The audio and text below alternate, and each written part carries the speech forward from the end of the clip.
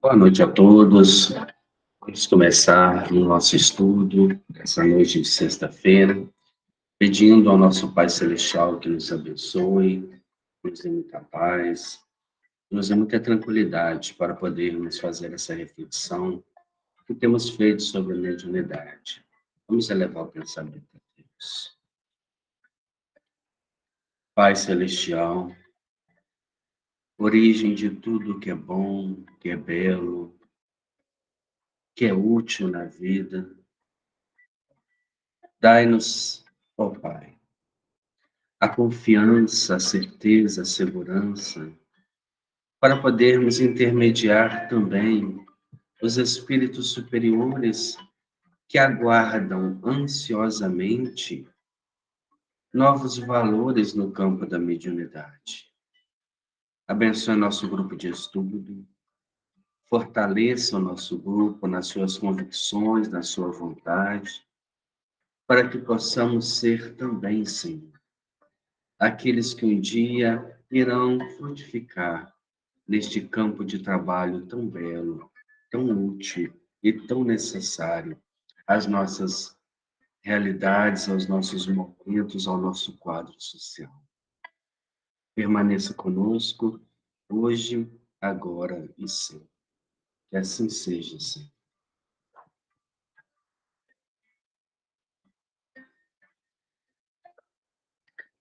Então, nós estamos estudando o livro Devassando Invisível e estamos vendo com Ivone Pereira toda essa questão do desdobramento do médium e da percepção espiritual que o médium pode ter a partir do momento que ele está bem orientado, que ele está muito bem acompanhada espiritualmente. A Ivone conseguia isso porque tinha espíritos protetores de uma grandiosidade, né, como Bezerra de Menezes, como Charles, como Frederico Chopin, e como outros, né, que com certeza davam a ela condições de ascender ao mundo espiritual superior e lá aprender diversas lições. Ela poderia, com eles, vivenciar todo aquele drama que depois iria compor a obra. E isso era muito importante para ela, porque abria o seu entendimento, abria a sua percepção, facilitava a intuição psicográfica que se desdobra depois e, com certeza, deu a ela uma vivência espiritual muito grande, a partir do momento que ela vivenciou todas aquelas obras, né, a Tragédia de Santa Maria, Amor e Ódio, A Vingança do Judeu, todas aquelas obras que ela foi intermediária, Memórias de um Suicida, ela continuou e conseguiu vivenciar profundamente antes de psicografar, o que deu uma qualidade, uma profundidade e uma realidade muito maior às suas obras. Então, quando o médium chega a desencarnar, ele já tem, de antemão, toda uma experiência, toda uma vivência com esses espíritos. E isso facilita muito o seu entendimento, a sua adaptação no mundo espiritual. Pudermos nós, né, na nossa pequenez, na nossa dificuldade de entendimento, adentrarmos ao mundo espiritual com esse conhecimento, com esse tipo de experiência, né, uma experiência muito positiva, uma experiência muito válida para o seu despertamento espiritual.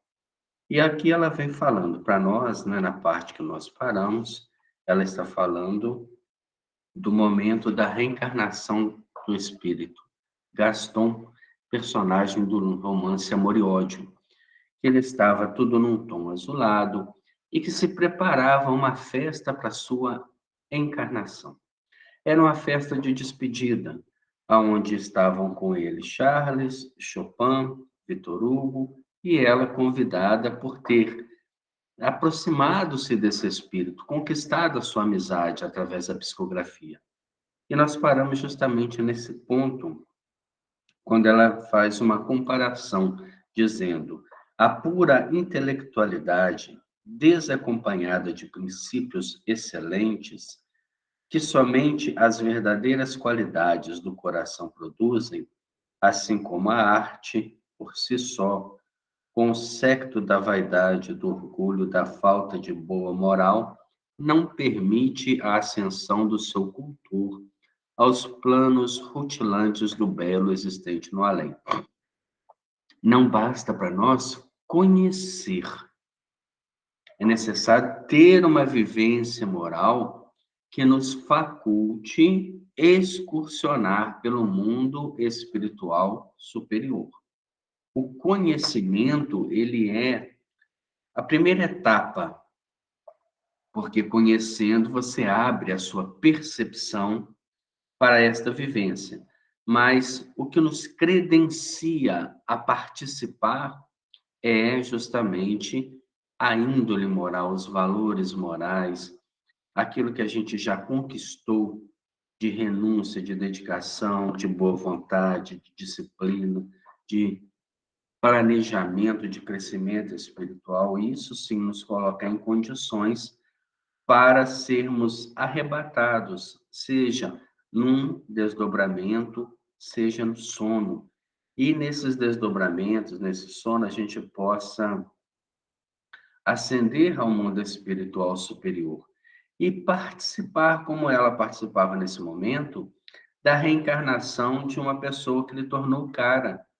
Quem sabe a gente também não poderia participar da reencarnação dos nossos parentes, dos nossos filhos, dos nossos netos, dos nossos amigos, simplesmente porque estamos em condições de participar dessas cerimônias comuns que acontecem no mundo espiritual.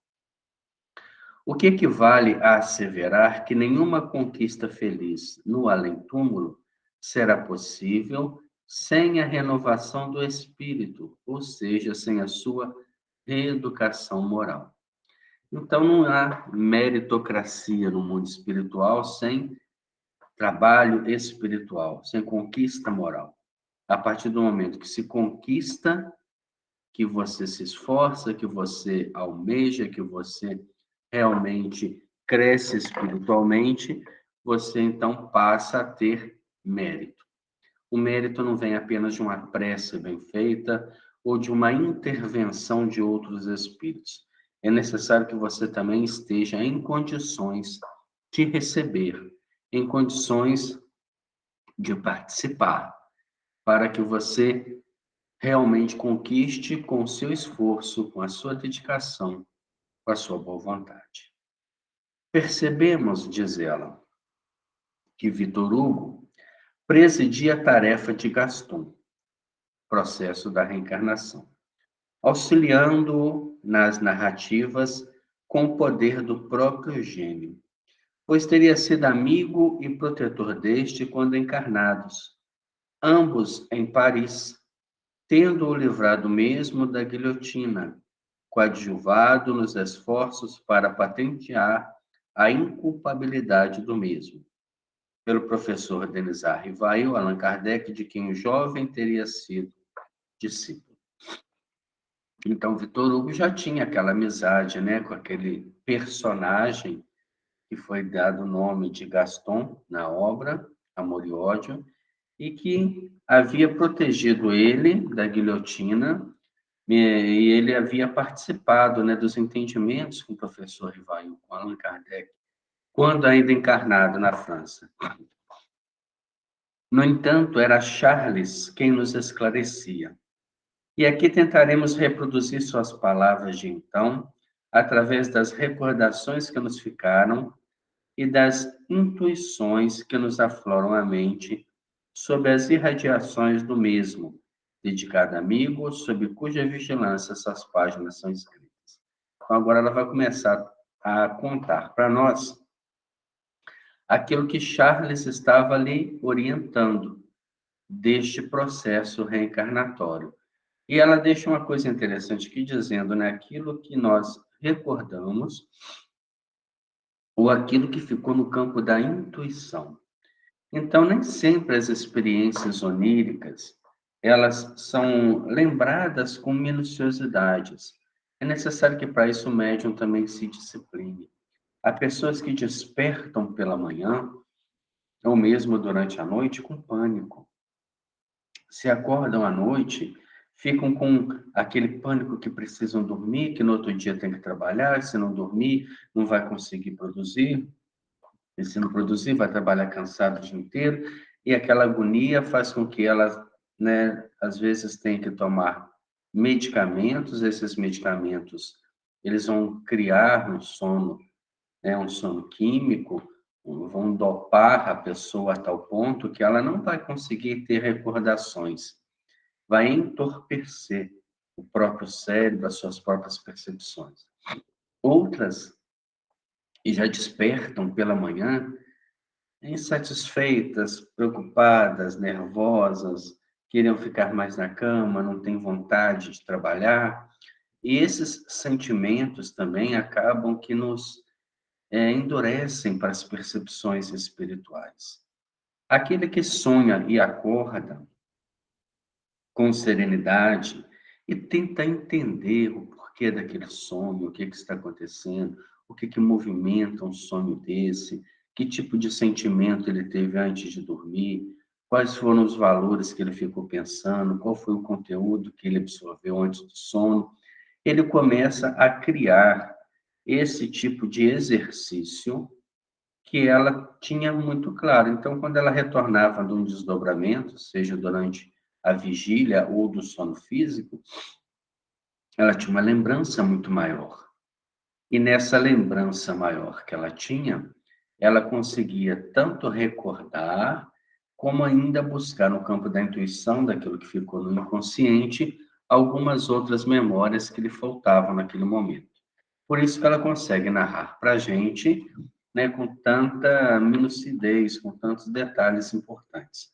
Então, ela conta o seguinte: trata-se da solenidade de despedida de Gaston. De jamais nos podemos apossar do verdadeiro nome dessa entidade, que no volume Amor e Ódio vemos alterado, quer dizer, Gaston é um pseudônimo. Se nós procurarmos na história dos seguidores de Allan Kardec, dos amigos de Victor Hugo, nós não vamos encontrar este personagem, porque, na verdade, é um pseudônimo de alguém que viveu naquela época. Antigo amigo nosso, companheiro de ideais republicanos de Victor Hugo em Paris. Sua beleza física foi célebre, pois sua plástica e mesmo a fisionomia apresentavam semelhanças muito pronunciadas com a estátua de Apolo de Belvedere. Sua vida, no entanto, primou pelos grandes infortúnios, verdadeiras desgraças que sobre ele se arrebataram. Despede-se hoje dos amigos da espiritualidade, porque estará em preparativos para a reencarnação, o que absorverá suas atenções e cercará a liberdade de que até agora vem desfrutando, entre nós. Então, na verdade, aquele momento era o último momento de liberdade que esse espírito, denominado Gaston, estava em convivência com amigos. A partir daquele momento, ele estaria entrando, né, no Ministério da Reencarnação, como a gente vê no livro Nosso Lar, e a reencarnação é um processo, da mesma forma que o nascimento é um processo. O nascimento, na nossa realidade, ele leva 9 meses do momento da concepção até o momento que o corpo está pronto para respirar novamente, né, no mar da reencarnação. E com certeza esse processo de reencarnação ele é paralelo. A partir do momento que há a concepção, há a ligação perispiritual, porque o perispírito está ligado ao corpo físico, molécula por molécula, célula por célula. Então, naquela primeira célula que se forma a partir da concepção, já há uma ligação perispiritual. E a partir dali ele já não tem a mesma liberdade como ele está tendo aqui de participar de eventos no mundo espiritual. ele já tem um comprometimento com aquela família do qual ele vai reencarnar. Então, ali ele já está com compromissos, ele já está, de certa forma, preso a uma nova realidade. Lembramos do Livro dos Espíritos, quando fala da escravidão do corpo. Ele fica preso àquela realidade.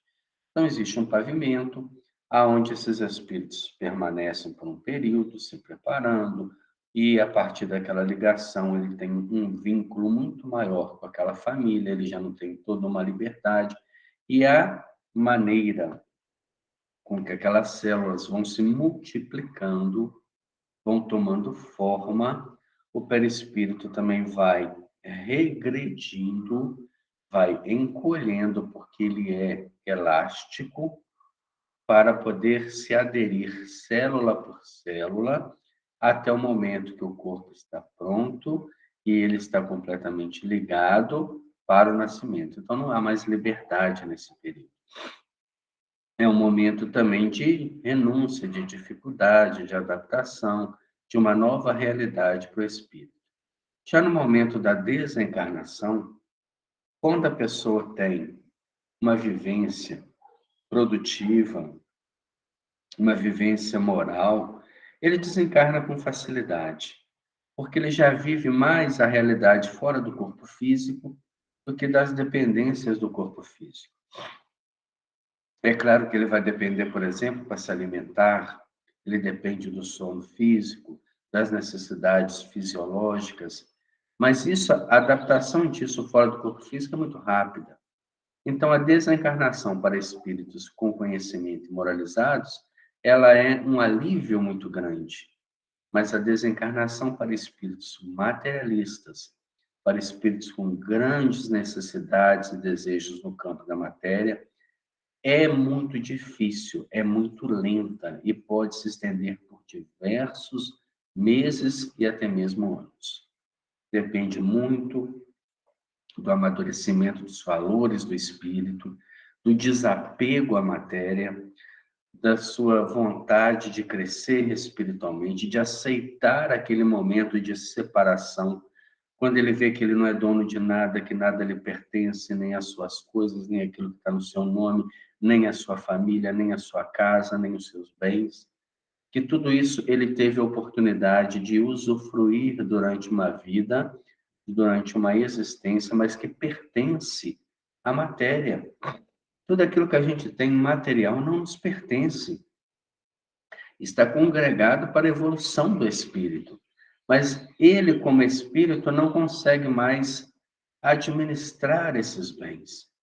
Ele é colocado agora numa outra ordem de vida e precisa dar sequência a essa ordem. Ele se sente cansado da Europa. É uma realidade desse espírito. Com que, aterrorizado dos férreos costumes, dos preconceitos excessivos, do materialismo desanimador ali existente, e reencarnará por isso no Brasil, de cujas plagas se enamorou para novos ensaios de progresso à sombra generosa do Consolador, que lhe acalentou o coração nos dias do passado. Então ele teve, né, quando estava na França, contato com a doutrina espírita.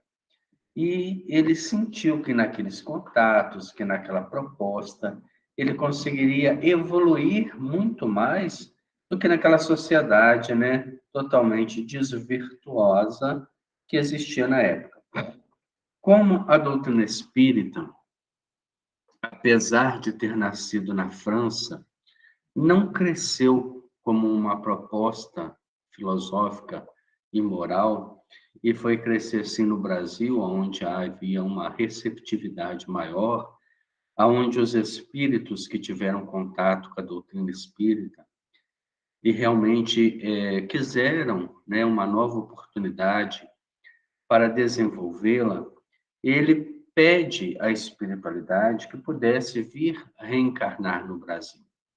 Conta-nos Joana de Ângeles, no livro Após a Tempestade, que muitos de nós hoje frequentadores da doutrina espírita que estávamos no mundo espiritual em condições difíceis ainda, com grandes débitos, com grandes infortúnios a resgatar, nós escutamos a veiculação da notícia que o Consolador viria para as terras brasileiras. E pedimos, nos candidatamos a uma reencarnação dentro dessa proposta, para que esta vida, esta existência, pudesse ser muito mais útil do que as existências fúteis que já ostentamos em diversas oportunidades, em diversos países diferentes. E lá nós aguardamos ansiosamente que fosse nos dada essa bênção. Muitos conseguiram. E todos nós hoje que estamos estudando, que estamos escutando essa proposta, com certeza já tivemos algum contato com a doutrina espírita. Isso nos mostra que o nosso pedido foi atendido. A providência divina nos permitiu reencarnar dentro de uma proposta libertadora. Agora, o que nós estamos fazendo com essa proposta, o tipo de importância que damos a ela na nossa vida, como uma importância primária, ela é o direcionador da minha vida, uma importância secundária, eu gosto, mas não estou pronto, eu sou apenas um espectador, eu não quero vivenciar essa proposta, são questões particulares, íntimas de cada um.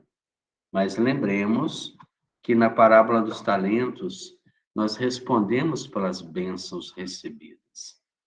E, com certeza, a doutrina espírita é uma grande bênção na nossa vida. Deseja ele narrar a sua história através do feito mediúnico e oferecê-la à mocidade da sua futura pátria, como lição esclarecedora que mostrará aos jovens descuidados do cumprimento do dever, até onde poderão levar as inconsequências de uma juventude leviana e desregrada. Amor e ódio. Ele está contando a sua experiência. Seus mentores espirituais aprovaram a pretensão, visto que o intento seria de de utilidade geral.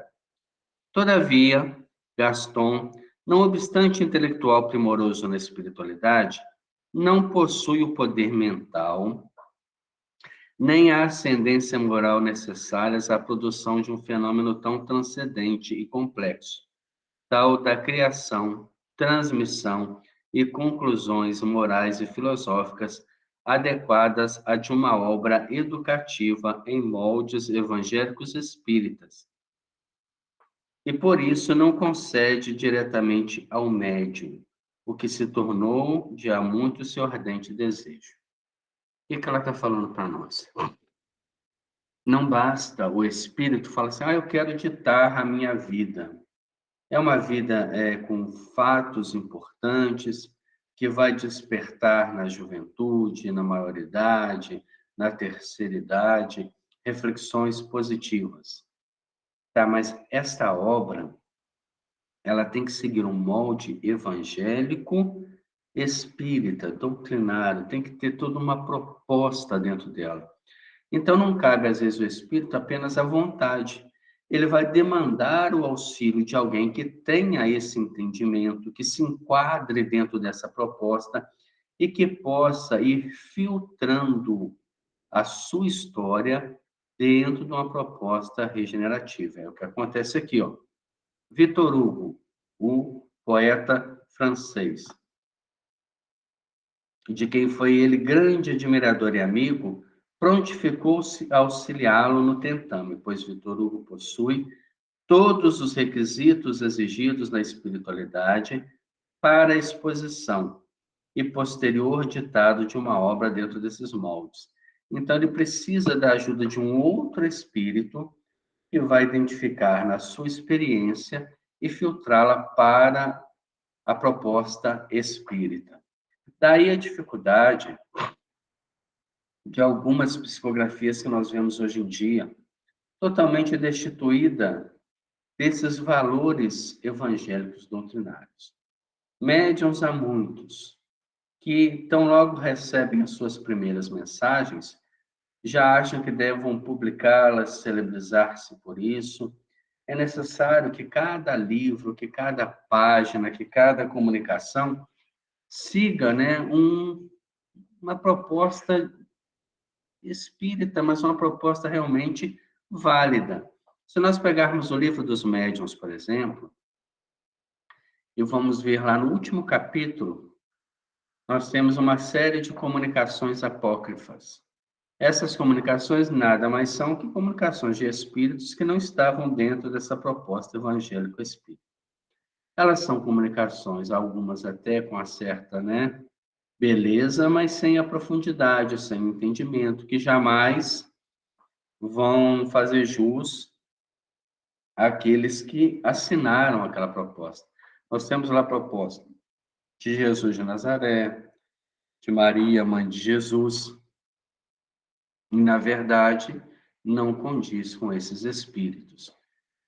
Portanto, quando nós recebemos uma mensagem, é necessário analisá-la, guardá-la, esperar que realmente aquilo ali possa ter algum conteúdo positivo. Lembre que Chico Xavier, que Divaldo Franco queimaram anos de psicografia antes de publicar, antes que aquilo se corporificasse numa obra. Então, não são os nossos primeiros ensaios, nós que ainda estamos engatinhando no entendimento do processo, é que estaremos prontos para psicografar livros, obras profundas, obras literárias, romances como esses. É necessário para isso muito jejum e oração. Oração na vivência cristã e jejum das propostas materiais da vida. Frederico Chopin, alma sensível e bondosa, não conheceu pessoalmente Gaston sobre a terra. Não obstante haver sido este, até hoje, um dos melhores intérpretes de sua música, porém afeiçoou-se a ele no espaço, visto que Gaston fora admirador sincero do seu gênio. Então, a gente tem aqui que Gaston ele era um intérprete, era um pianista, e ele era um admirador do estilo musical de Frederico Chopin. O que fez com que o espírito, né, do grande músico afeiçoasse a ele uma afeição de reconhecimento, de amizade, de valores pessoais. Assim sendo, aqui, no momento com a sua arte para homenagear um amigo que se despede. Então, Chopin vai lá naquele momento, né, e executa algumas obras em homenagem àquele amigo. Quanto a mim, quanto a Joana, perdão, quanto a Ivone, né, que milito de preferência na terra, incumbido, mercê de delicados deveres de procurar um cérebro mediúnico espírita para essas experiências, pois a presente reunião é composta de entidades convictamente espíritas. Arrastei-me até aqui, visto ser esse o meu dever, como teu assistente espiritual que sou. Entretanto, para o ditado que se verificará neste momento, precisará o médio ter conhecido a França e lá vivido a época a que o assunto se reporta. Olha que interessante que ela está colocando para nós. Para a psicografia de Amor e Ódio, que se desdobra na França, ela diz que é necessário ter vivido lá a época ao que o assunto se reporta. Precisará igualmente ter vivido na Itália, particularmente em Florença, por ocasião de um episódio ali desenrolado, assim como precisará ter conhecido a aristocracia. Então, ela começa a falar para nós que um psicógrafo de romances, um psicógrafo que adentra a uma realidade dessa, ele precisa ter um conhecimento da proposta, da causa, da época, do lugar, da região, para que ele facilite a indução mental. De uma forma ou de outra, através das reencarnações, pois que, a não ser assim, dificilmente encontraremos em seus arquivos mentais ou subconsciências elementos para positivarmos o que irá ser narrado. Falo particularizando uma obra a ser modelada. No entanto, os informes que te forneço são a regra geral para os demais labores dessa espécie. Então, Charles dizendo para ela, olha, para você psicografar uma obra dessa, é necessário que você conheça a região, que esteja no seu consciente, no inconsciente, todas as particularidades para a gente aprofundar, para que você tenha a facilidade de plasmar quadros mentais positivos. Então, nós vemos, por exemplo, nas obras de Chico Xavier, quando ele psicografa 2000 anos, ele está na história. Quando ele psicografa 50 anos depois, quando ele psicografa Ave Cristo, ele está na história. Então, ali ele tinha conhecimento daquela região toda, de todos aqueles quadros, de todas aquelas particularidades que envolviam a história. Talvez, né, a nossa participação reencarnatória não tenha sido positiva. Então, mesmo que apresentemos algum tipo de faculdade, ainda não temos um recurso espiritual de buscarmos boas memórias desses lugares para intermediar obras de cunho moral. Além disso, continua Charles a orientar. A parte doutrinária evangélico-espírita, sendo um móvel de uma obra literária mediúnica, deverá ser assaz cuidada, e ao médium será, pois, indispensável possuir conhecimentos de tais matérias, a fim de tornar possível acionarmos a sua mente, a sua vontade, através do mecanismo das vibrações e das sugestões. Então, essa parte evangélico-doutrinária, sendo móvel de uma obra literária, deverá ser, né, ao médium, indispensável. Então, para aqueles médiuns que são relutantes ao estudo, para aqueles médiuns que acham que é só chegar lá uma vez por semana e receber espírito, para aqueles que não têm comprometimento com a causa, que não têm nenhum envolvimento com a casa, esses estão dispensados de reuniões mediúnicas sérias. Aqueles que querem intermediar a espiritualidade com seriedade, com proposta, com crescimento espiritual, com envolvimento com a espiritualidade superior, precisam estar com comprometimento com o estudo. Precisam estar com devotamento de postura. Porque senão é um tempo perdido. São apenas reuniões sem propósitos, reuniões de experimentação sem nenhum tipo de utilidade, que não vão levar a nada, assim ao desgaste, à perda de ectoplasma, à absorção de energias de baixo teor, e é uma irresponsabilidade das casas espíritas manter reuniões desse tipo com pessoas desvinculadas de um estudo sério, de uma proposta de renovação pessoal. Qualquer casa que se propõe a manter está caminhando para dificuldades maiores, e esses trabalhos, com o passar do tempo, acabam desaparecendo por processos de origem obsessiva.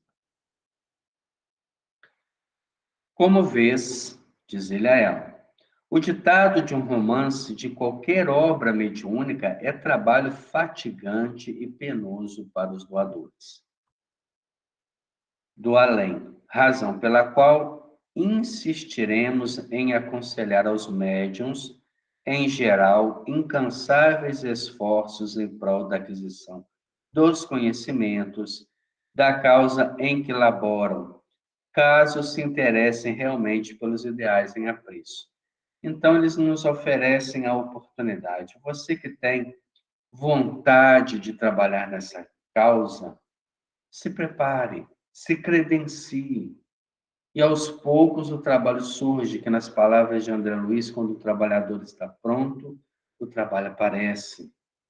Agora, não fica aí, né, na vontade inerte, na preguiça, na indolência, nas dificuldades, na valorização das coisas pequenas, porque nada disso vai nos dar condições de trabalharmos espiritualmente de forma elevada, com utilidade, com essa vivência do mundo espiritual que é possível a qualquer um de nós. Entre mentes, eis que uma tonalidade vigorosa de voz, ou seja, a vibração do pensamento genial de Victor Hugo, repercutiu poderosa em nossas potências espirituais, dando a entender exatamente a frase inicial do primeiro capítulo do drama, que seria publicado sob o nome de Amor e Ódio. Uma vertigem intraduzível se apossou de nosso espírito. Desapareceu de nossa visão todo aquele conjunto belo e feliz que nos rodeava. Desapareceram Charles, Chopin, o jovem Gaston e o próprio Victor Hugo. E nos reconhecemos em Paris, na época evocada pela primeira frase do livro, isto é, pelo reinado de Luís Filipe. Desenrolou-se, então, a história sobre o irresistível influxo do grande Hugo, que a narrou e cuja voz ouviam sempre forte e dominadora, sem todavia vê-lo. Sua palavra, portanto, tornou-se vidas, cenas, fatos, drama, sequência admirável de uma realidade incontestável. Então, quando começa a narrar a obra o espírito Victor Hugo, absorvendo as memórias de Gaston, ela é automaticamente transferida para aqueles quadros mentais que ele alimentava pela sua narrativa e começa a se desenrolar mais uma obra. Não nos víamos presentes em todas as cenas, qual espectadora muda do imenso drama, sem contudo perder nossa atual personalidade. São detalhes que ela passa para nós. Sentíamos, porém, ecoando de nossas sensibilidades, as emoções e impressões que as personalidades deveriam viver, permanecendo as mesmas emoções com que impressas em nosso ser, incomodando-nos mesmo, afligindo-nos até que a obra foi escrita e terminada. Então, além de assistir, além de presenciar como se você fosse um desencarnado no meio de um quadro, né, de espíritos encarnados, ela ainda vive a emoção de cada personagem que está citando. Isso é uma experiência, talvez, inimaginável para nós, que estamos muito distantes desta realidade. Mas é algo plausível, algo a ser alcançado. Imaginemos, então, Chico Xavier também vivendo esses quadros de emoções, como para ele a mediunidade, principalmente nesses arrebatamentos, era prazerosa, eram os momentos que ele tinha de fugir das realidades tristes do mundo material, da dificuldade, da perseguição, da calúnia, da inveja, das agressões físicas e verbais de qual foram, né, vivenciou, não vamos colocar vítima, mas que tenha sofrido durante a sua encarnação. E um médium tem que estar pronto para isso tudo. Quando se escreve o seu nome abaixo de uma obra, de uma página, nós somos responsáveis por todos os desdobramentos mentais que se fazem a partir daquela página. Por isso, nós temos que estar prontos para qualquer responsabilidade que se dá do campo mediúnico do qual somos os instrumentos. Jamais nos fora possível conceber cenas tão belas artisticamente delineadas, paisagens tão esmeradas e tão encantadoras, pormenores como o nosso espírito deram a contemplar nessa madrugada feliz, e que nos vimos arrebatadas para o espaço. Os fatos se desenvolviam em cores que iam do azul pervinca, cintilante, ao branco igualmente cintilante, ornados de efeitos de luz e sombreados em azul mais forte, lembrando quadros de Rembrandt. Como nós citamos, né, no nosso último estudo, Era aquele jogo de tonalidades, do mais escuro ao mais cintilante, que era a qualidade desse pintor. Nenhum detalhe de salão ou de algum jardim, nenhum pormenor de vestuários femininos ou masculinos, e nem mesmo os perfumes escapavam à nossa observação ou à nossa sensibilidade, a certa altura que Hugo comunicava. Então, à medida que ele ia narrando, os quadros se desdobravam com todos os detalhes, com todas as particularidades, a roupa, a forma, o cheiro, a região, a atmosfera.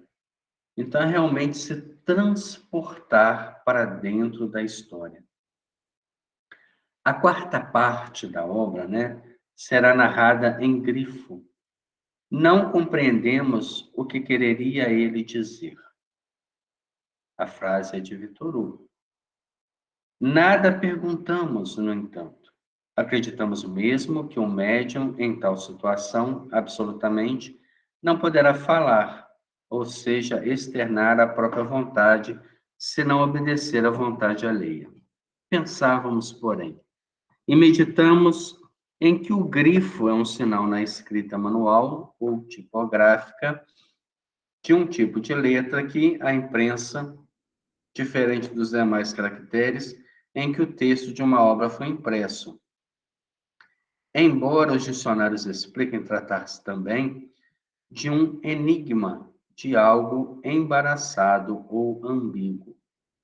Dentro em pouco, no entanto, era realmente exposta a quarta parte do livro, exatamente o trecho iniciado em Florença e terminado em Paris, pelos albores do século XVIII. Mas as cenas agora, bem assim as paisagens, ambientes, eram inteiramente modeladas em cores vivas, diferentes, portanto, do resto do trabalho que fora azul e branco. Aí estaria o grifo. Nos episódios verificados em Florença, as colorações eram mais intensas, porém claras e cintilantes, como se um sol vivo ardente recobrisse os ambientes. Mas naqueles vividos em Paris durante essa quarta parte, as cores eram mais brandas e delicadas, destacando-se o azul e o rosa, como nas voragens do pecado, mas tudo envolvido em discreta penumbra, como se chovesse. São particularidades da mediunidade. São detalhes que apenas ela pode narrar, porque ela viveu isso intensamente. Talvez, se um dia tivermos uma oportunidade de aprendermos com espíritos evoluídos, de interpretarmos algum romance que realmente tenha uma utilidade para o despertamento das pessoas, poderemos viver experiências tão profundas, poderemos ver a realidade de uma forma que não estamos acostumados. Nós estamos muito no preto e branco, enxergando a vida com descrença, achando que nada tem jeito, que realmente os valores ruins é que dominam, pessoas que estão aí, né, trabalhando, defendendo aquilo que está errado, que saem para a briga, que divulgam, que se impõem a respeito de tudo, acham que estão sempre certas.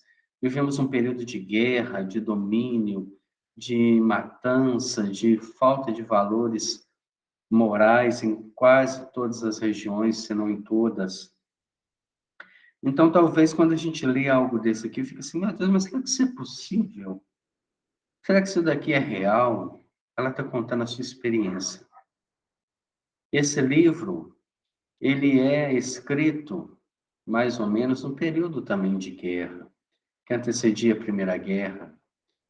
É escrito num período de dificuldade financeira, de fome, de desrespeito ao ser humano, de opressão, de perseguição, de uma série de calamidades que aconteceram em vários países e o nosso não foi diferente, de torturas. Então a gente vê que a espiritualidade, independente do nosso quadro infeliz da sociedade, ela trabalha para o despertamento espiritual. E quando se tem médiums com esse tipo de comprometimento, pessoas moralizadas, elas recarregam as suas energias espirituais em ambientes, em experiências desse nível, para terem a força para não se dobrarem tão rápido às imediações, às limitações daquilo que nós vemos dentro da nossa realidade. No decurso das cenas, nós nos sentimos por toda parte como que acompanhante das personagens, a ponto de ingressar em um túmulo com o cadáver de um suicida, cujo espírito se debatia no período das confusões e chegando até a sentir o fétido da decomposição cadavérica. A sua realidade era tão grande que ela acompanhava a descrição, e quando ele descreve, então, a morte de um suicida, ela consegue acompanhar a sua realidade presa à decomposição do corpo físico. Reconhecendo-nos igualmente detida no horror das antigas prisões europeias, cuja realidade antes não nos preocupava e nos era impossível avaliar. Conhecemos então detalhes repugnantes e atrozes ali existentes, tais como imundícies e fétidos, o que até então ignorávamos houvesse existido nos ditos presídios. Chorávamos e sofríamos exatamente como faziam os personagens. Cenas, impressões e emoções repercutiam em nossa sensibilidade com intensidade profunda e inexplicável, não isenta de sofrimento. Um médium dessa categoria precisa ter um desenvolvimento emocional também muito grande para não se perturbar demais. Ele vai sentir, ele vai ver, vai sofrer, mas vai retornar à sua realidade sem que essas impressões possam perturbá-lo emocionalmente. Para isso é necessário um exercício de crescimento, de amadurecimento do próprio emocional. Cremos que todas as potências com que Deus prendou o nosso ser anímico encontrava-se naqueles momentos sagrados, hiperestesiadas, ou seja, todas as nossas energias vibratórias se haviam exaltado ao grau máximo de nossas existências espirituais. Por vezes, sobrevia a fadiga. Mas Charles reconduzia-nos ao corpo para junto, o espírito para junto do corpo. Ou tínhamos a impressão de que tal acontecia, não sabemos ao certo. Víamo-lo, então, o corpo arquejante a suspirar profundamente. Vultos aéreos, não reconhecidos por nós, cremos que tonificavam com terapêuticas celestes aplicáveis ao caso, pois que então sobrevinha grande alívio no estado geral e retornávamos aos acontecimentos como dantes. Então, nós vemos que uma mediunidade dessa, ela ocupa diversos trabalhadores espirituais em diversas áreas. Ela é tão útil para a humanidade que a espiritualidade reserva um grupo de espíritos, um que acompanha, um que tonifica, um que ampara, um que regenera a parte vital para que o médium não sofra desgastes excessivos. Todo o trabalho de ordem superior, ele não é improvisado. Ele tem toda uma estrutura de espíritos que trabalham para que aquela função, aquele pleito mediúnico encontre a sua plenitude, a sua finalidade. Nós é que trabalhamos no improviso, que criamos situações embaraçosas, de desgastes e tudo. Um trabalho desse, com certeza, sempre trará saúde e bem-estar ao médium. Indagando certa vez da generosidade dos amigos espirituais, sobre a razão por que nos era facultada tais visões, tão belas e empolgantes, antes que a entidade escrevesse psicograficamente a obra, favor que absolutamente não julgávamos merecer, Eis a resposta fornecida pelo próprio Espírito Charles. Não se trata de favor. É apenas um dom natural que possuis, assaz desenvolvido, como outros médiuns o possuirão, conquanto não seja tão comum como os demais dons.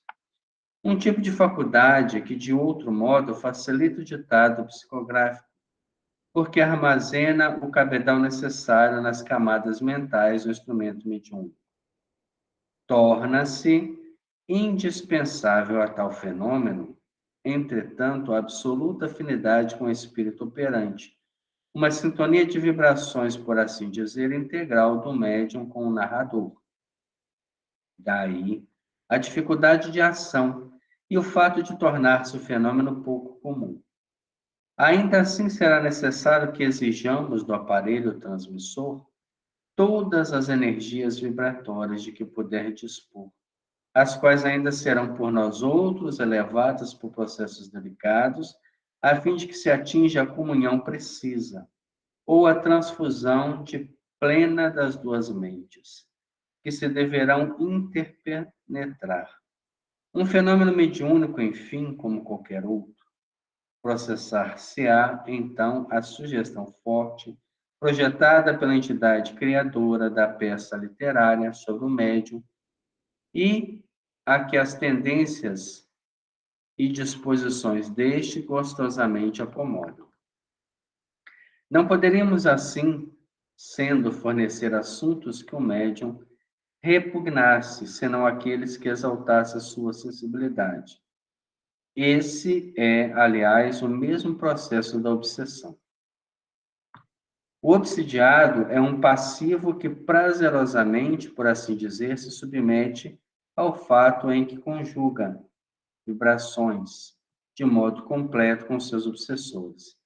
E quando ele afirma que está vendo isto e mais aquilo, realmente o vê, porque o seu dominador criou o fato ou a figura para que ele, visto o poder de criar é uma forma natural do pensamento, um ato da vontade de cada um, nesse caso, porém, e em se tratando de forças inferiores,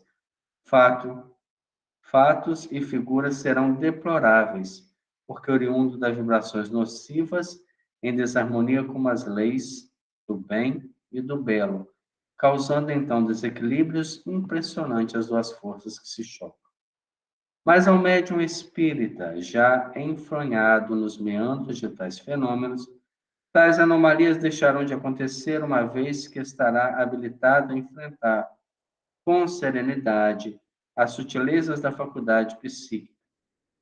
Daí, o afirmarmos nós outros a soberana conveniência de que homens em geral se alistarem nas hostes do Consolador, a fim de se reeducarem, reconhecendo em si próprios os valores que possuem, as faculdades e possibilidades de que são dotados e os meios de dirigi-las para as culminâncias recompensadoras, pois todos esses magníficos dons anímicos lhe foram conferidos pelas leis da criação, para que, através deles, possam servir a sua própria glória, servindo ao próximo e à causa da vida imortal. Então, o que Charles fala para nós explicando esse fenômeno, né? Ele não é uma bênção, né? Não é, você tem uma oportunidade diferente. Ela tem uma particularidade mediúnica que realmente abre campo à percepção.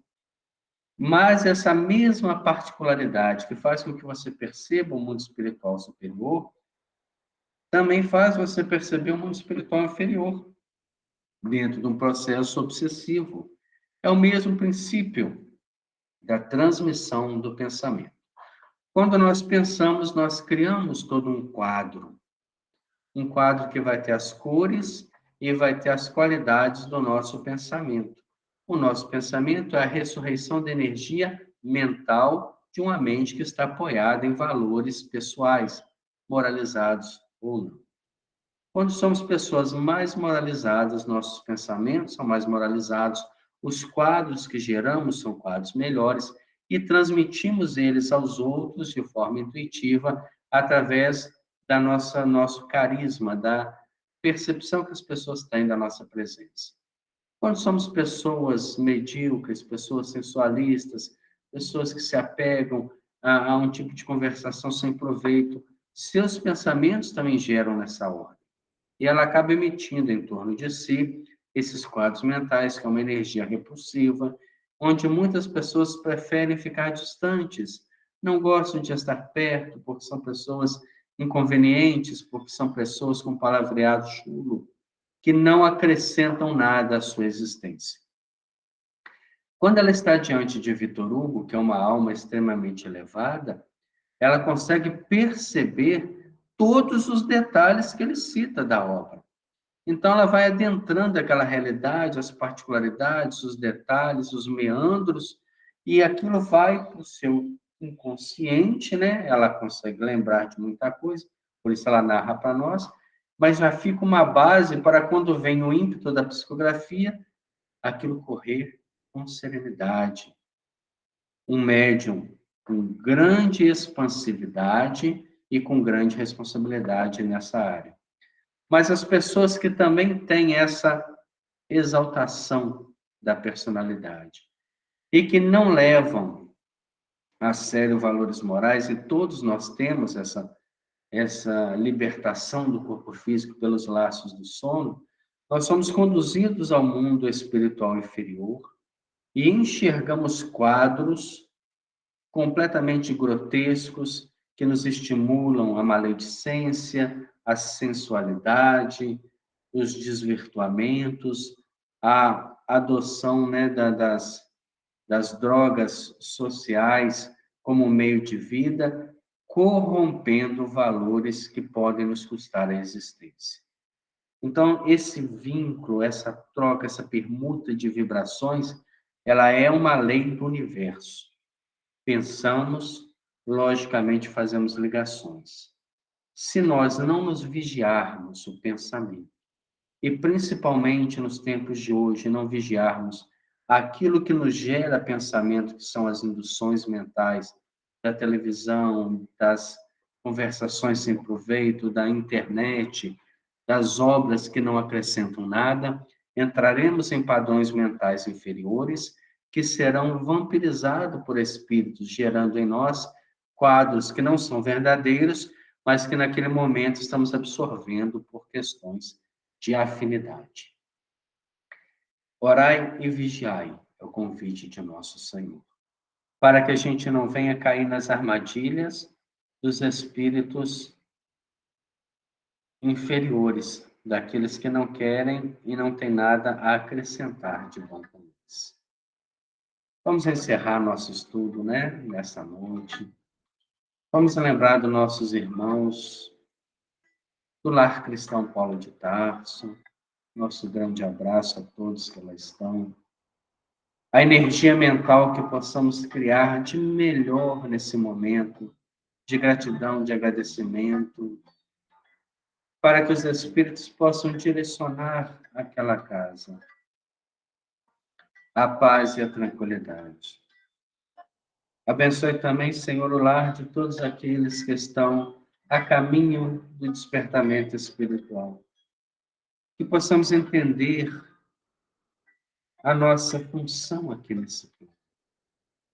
Saber que estamos aqui em trabalho de crescimento espiritual.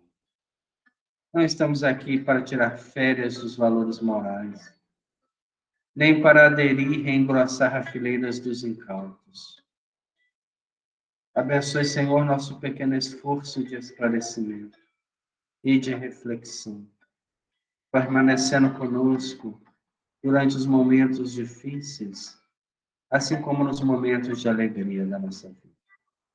Abençoe os nossos familiares e amigos e todos aqueles que caminham conosco para um despertamento maior. Como somos gratos pela doutrina espírita, pela oportunidade de reflexão diante de momentos que tendem a nos levar ao desânimo e à depressão. Não nos deixe sozinhos, Senhor. Esteja conosco hoje, agora e sempre. Que assim seja, Senhor. Obrigado a todos que nos assistiram nessa noite. Semana que vem retornaremos com o nosso estudo ao vivo. Muito obrigado e boa noite.